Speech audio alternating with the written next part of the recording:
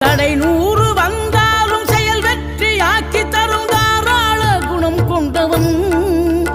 நீ வலை வீசும் அறிவுக்கு தொலைவானவானாகி மாறாது அருள் செய்பவன்.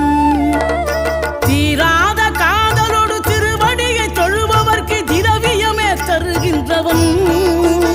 நீ தாராள உள்ளமோடு தவக்கோலம் கொண்டு பெறும் தார்மீக பொருள் தந்தவன்.